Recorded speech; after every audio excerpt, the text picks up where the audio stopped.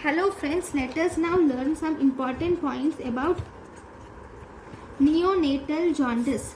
So in the neonatal jaundice, we call it a neonatal jaundice if the bilirubin level is more than or equal to 5 milligrams per deciliter.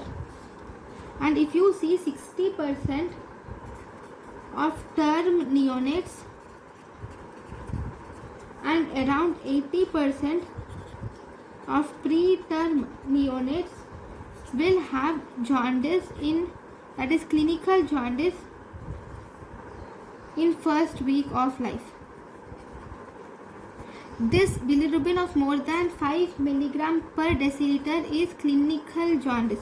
You can see the yellowish discoloration at this level in neonates.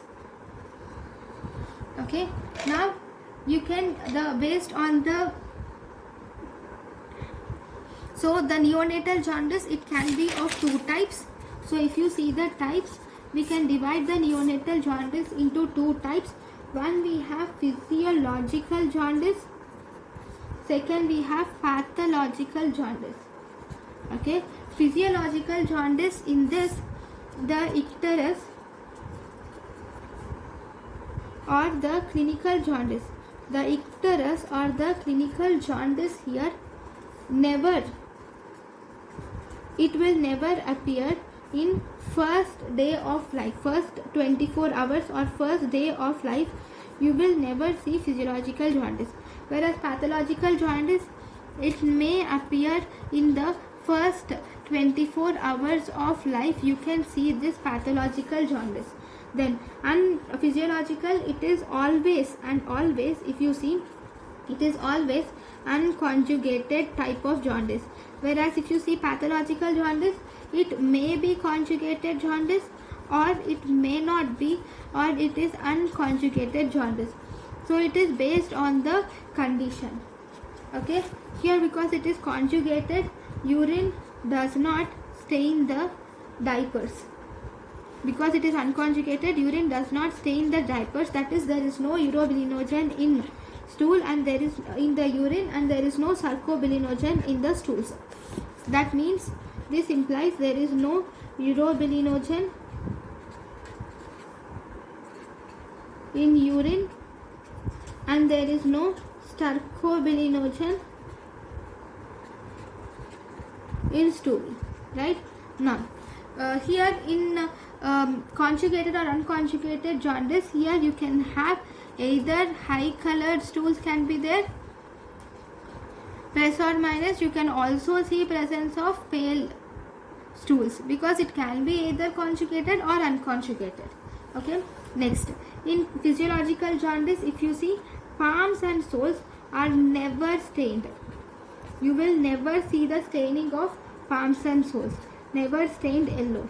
Whereas in pathological jaundice, palms and soles can be stained yellow. In pathological jaundice, the palms and soles can be stained yellow. Then if you see in the physiological jaundice, this does not persist. This does not persist more than 2 weeks in term neonate. It does not persist more than 2 weeks in term neonate or more than 3 weeks in preterm neonates. It does not persist more than 2 weeks in term neonate and more than 3 weeks in preterm neonate. This pathological jaundice may persist beyond 3 weeks. And if you see total serum bilirubin, will be less than 15 milligram per deciliter in physiological jaundice. This can be, total serum bilirubin can be more than 15 milligram per deciliter, and if you see, the rise will be more than 0 to 5 milligram per deciliter per hour. 0.5 milligram per deciliter per hour. So these are the differences between physiological and pathological jaundice. So first, let us learn some important points about the physiological jaundice. So if you see in the physiological jaundice, here there is higher production of bilirubin is seen. In the physiological jaundice, there is higher production of bilirubin is seen. But why is it seen? The reasons for this is, it can be in the neonates, there will be higher hemoglobin levels in neonates, and the lifespan of RBC, there will be shorter lifespan of RBC. Lifespan RBC is 90 days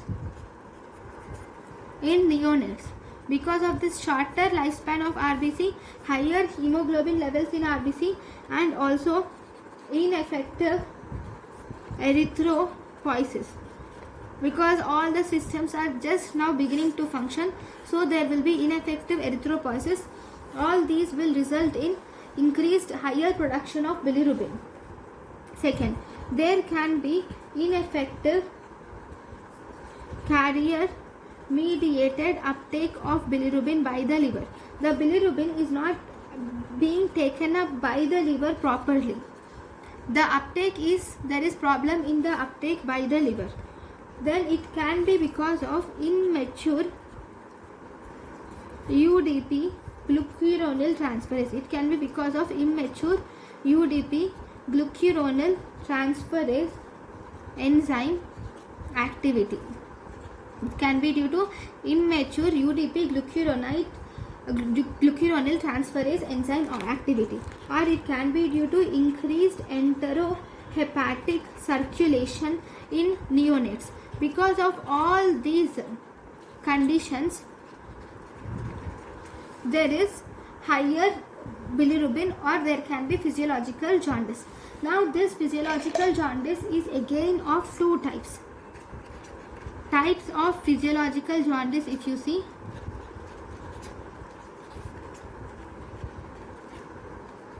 it is of two types again. One, we have breastfeeding jaundice. Breastfeeding jaundice. Second, we have breast milk jaundice. Breast milk jaundice. In breastfeeding jaundice, here this is mainly occurs due to inadequate breastfeeding. Because of inadequate breastfeeding, the baby becomes dehydrated, and because of this dehydration state, the baby will develop a state of related polycythemia. So you can see presence of increased bilirubin. Because when these blood cells will get destroyed, the bilirubin concentration will also increase due to decreased water or high water content in the blood. That is due to dehydration. So treatment of this is, you should increase the frequency of breastfeeding. Whereas if you see the second type, which is breast milk jaundice. In breast milk jaundice, if you see in the breast milk, there are some conditions, there are some substances, like there will be pregnanediol will be present, and there will be free fatty acids. Pregnanediol is seen with free fatty acids. These will interfere with bilirubin.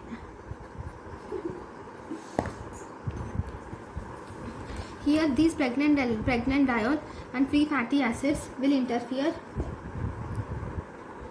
with bilirubin, and the treatment of this is, you should continue breastfeeding. Treatment is continue breastfeeding unless the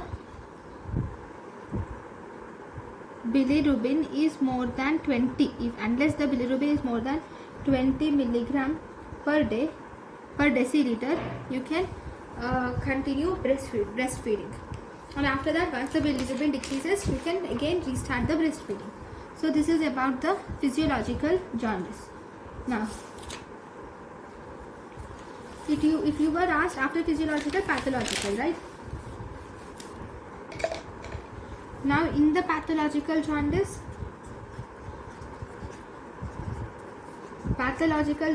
can be divided into two types. One with unconjugated hyperbilirubinemia, one with unconjugated hyperbilirubinemia, second with conjugated hyperbilirubinemia. Second is conjugated hyperbilirubinemia. So in unconjugated hyperbilirubinemia, it is of two types. One with increased production of bilirubin. Increased production of bilirubin is seen. It can result in unconjugated bilirubin, or it can be due to decreased conjugation of bilirubin. So we will see the causes of these two first. Unconjugated hyperbilirubinemia. In that, first, what are the causes of increased bilirubin production? Increased bilirubin production can be due to hemolytic disorders. If you see hemolytic disorders like erythroblastosis fetalis, which is nothing but hemolytic disease of newborn. It is hemolytic disease of newborn. Okay, this is the first type. Then this erythroblastosis fetalis is the most common cause of neonatal jaundice, which is seen in first 24 hours of life. It is the most common cause of neonatal jaundice in first 24 hours of life. Next, if you see, we have hereditary spherocytosis. In hereditary spherocytosis, okay, next we have G6PD deficiency and also polycythemia. Increased RBCs will also result in increased production of bilirubin, and if we do delayed cord clamping, the baby will get extra some ml of blood, which results in again increased bilirubin. And cephalhematoma. Cephalhematoma will also result in increased bilirubin because blood will get deposited in the hematoma part. Okay, then what are the decreased conjugation of bilirubin causes? Causes of decreased conjugation of bilirubin include, we have number 1, Crigler-Najjar syndrome. You will have decreased conjugation of bilirubin. In the Crigler-Najjar syndrome, you will see there is deficiency of UDP glucuronil transferase. There will be deficiency of UDP glucuronil transferase is seen. This UDP glucuronil transferase can be of two types, type 1 and type 2 deficiency. So in type 1, it can be due to complete deficiency of UDP glucuronil transferase. In type 2, it can be due to partial deficiency of UDP glucuronil transferase.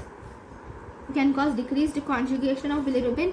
Then we have Gilbert syndrome, second type, which is Gilbert syndrome. Third, we have Down syndrome. Then we have congenital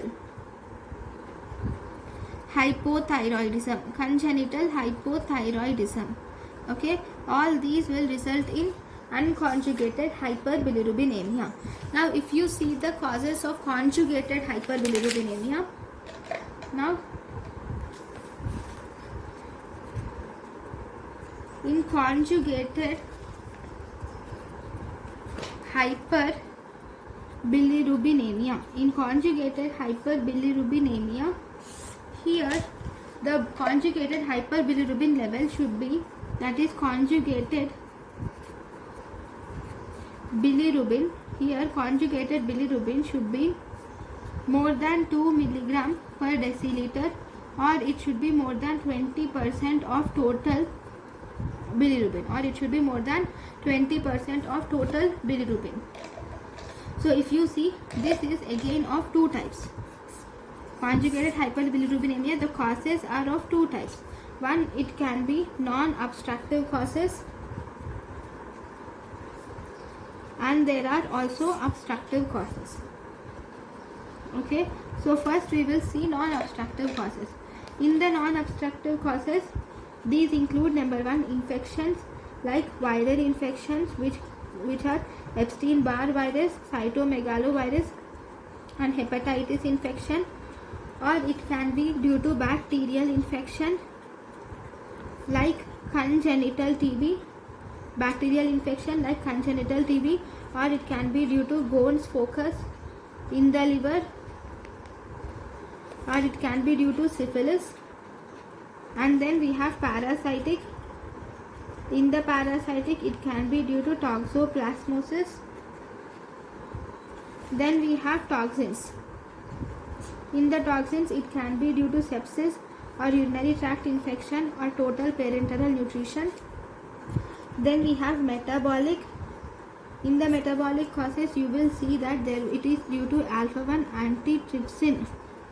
It is due to alpha-1 antitrypsin deficiency, and it is due to cystic fibrosis and tyrosinemia. It is due to alpha-1 antitrypsin deficiency, cystic fibrosis, tyrosinemia, and then it is due to galactosemia and also hereditary fructose intolerance, and it can be due to hereditary fructose intolerance or hereditary fructose deficiency.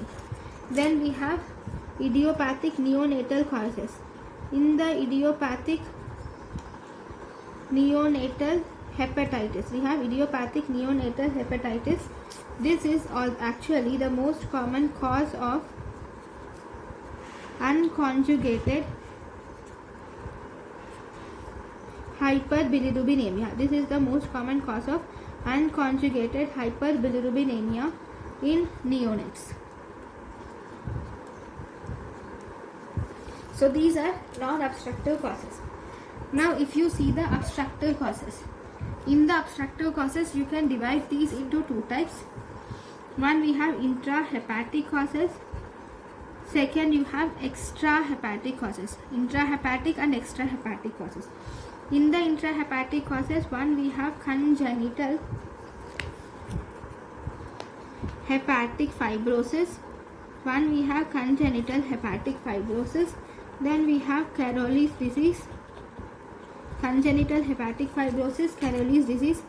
Then we have progressive familial intrahepatic cholestasis, progressive familial intrahepatic cholestasis. Then we have Allergillis syndrome. Then we have Dubin-Johnson syndrome. Dubin-Johnson syndrome. Then we have Rotor syndrome. Rotor syndrome. So these are the intrahepatic causes of obstructive conjugated hyperbilirubinemia. Now if you see the extrahepatic causes, in the extrahepatic causes you will see presence of extrahepatic biliary atresia is seen. There is extrahepatic biliary atresia. You will see presence of choledochal cyst and stone, and you can see presence of stricture. Okay, then you will see presence of mass. So all these are the obstructive causes of conjugated hyperbilirubinemia. Now, among all these, extrahepatic biliary atresia is important. So if you were asked what is the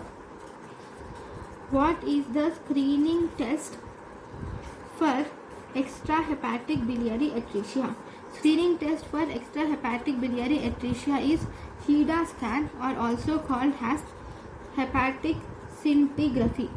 HEDA scan, or also called as hepatic scintigraphy. Then if you were asked what is the surgery which is done for extrahepatic biliary atresia, we do Kasai's procedure is done for extrahepatic biliary atresia, where you do portoenterostomy is done, where you do portoenterostomy. If this Kasai's procedure, if it is done, if done more than 8 weeks of life, then it will show poor prognosis, very poor prognosis. If done within more than 8 weeks of life, it shows very poor prognosis. Then if you see, this extrahepatic biliary atresia is actually the most common indication for liver transplantation. It is the most common indication for liver transplantation in children. right? Next, this is about all the causes of jaundice. Thank you for watching.